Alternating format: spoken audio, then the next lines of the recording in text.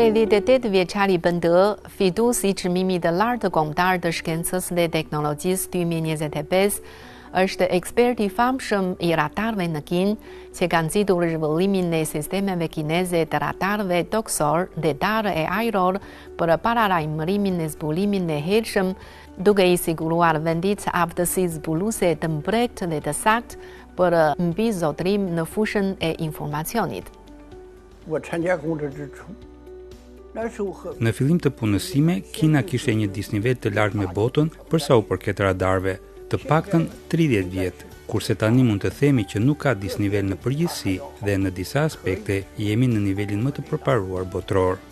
Duke i hedhur një vështrim zhvillimit të radarëve në Kinë, mund ta përgjithësojmë kontributin e BND-s me fjalët: 2 projekte të filluara nga zero, gjatë 2 dekadave.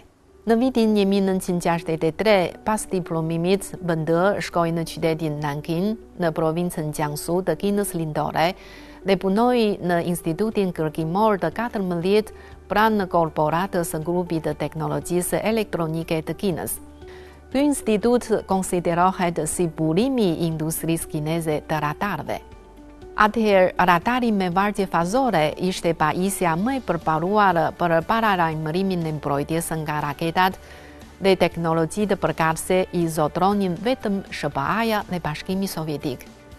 BND dhe kolegët e tij e filluan studimin nga zero. Ata nuk kishin libra të posaçëm as materiale përkatëse. Për të kuptuar ç'do thotë vargje fazore, BND u detyrua të mësonte në radhë të parë anglishten. Kisha mësuar rusishte në shkollë, por po të mos lexoja revista në anglishte, nuk mund të kryeja kërkime në këtë fushë. Si t'ja bëja? Vendosa ta mësoja vetë anglishten. Fillova nga gramatika dhe memorizimi i fjalëve. Edhe kur isha në radhë në mens, mbaja në dorë fletorin e fjalorit, për të mos humbur asnjë sekond për të mbajtur mend fjalët. Kështu pas 2 muajve, isha në gjendje të lexoja materiale në anglishte. Kontingjenti i parë i radarëve me vargje fazore në botë u fut në përdorim në fillim të viteve 60 të shekullit të kaluar. Në krahasim me radarët tradicional me skanim mekanik, ky radar i ri mund ta skanonte hapësirën ajrore shumë shpejt në mënyrë elektronike dhe mund të realizonte zbulimin në distancë super të largët. Për të zbuluar raketa mijëra kilometra larg, duhet një radar shumë i ndërlikuar dhe në përmas shumë të madhe. Një objekt i tillë i ndërlikuar përbëhet nga shumë pjesë dhe lidhja e bashkërendimit i tyre kërkon një punë shumë të madhe. Për një detyrë aq të rëndë, BND dhe kolegët e tij qëndruan gjatë në thellësi të maleve, duke duruar në kushte shumë të mundimshme jetese e duke ka përsyer shumë vështirësi.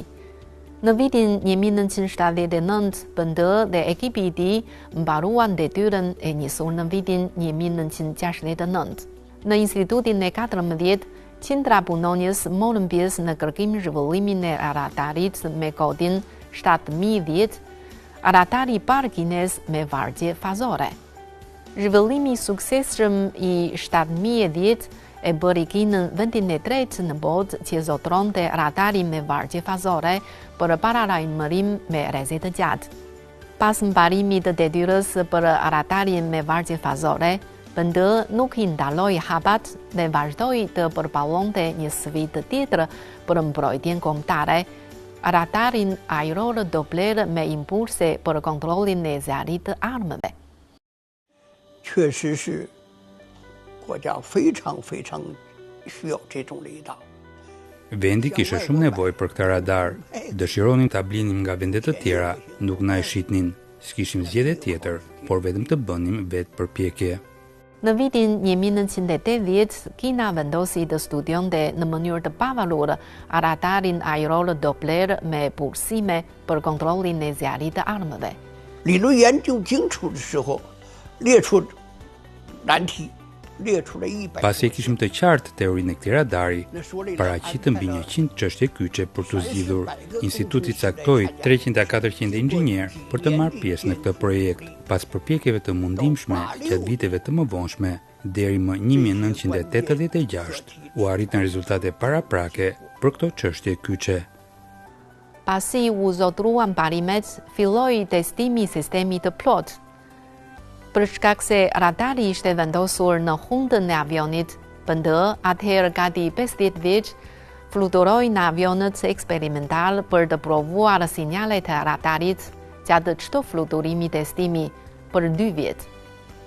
Në fund të vitit 1989, radari ajror Doppler me impulse për kontrollin e zjarrit të armëve kaloi me sukses vlerësimin kombëtar.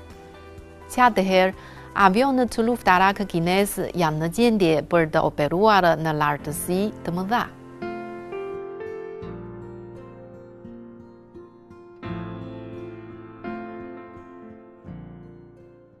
Sot, gati 90 vjeç, BND mbërin çdo ditë në zyrë në orën 9 të mëngjesit. Ai ende ndjek nga afër zhvillimet më të fundit në teknologjinë e radarëve dhe drejton kolegët e rinj. Kur u pyet si e ka arritur suksesin, ai përgjigjet se arsyeja është durimi i vështirësive.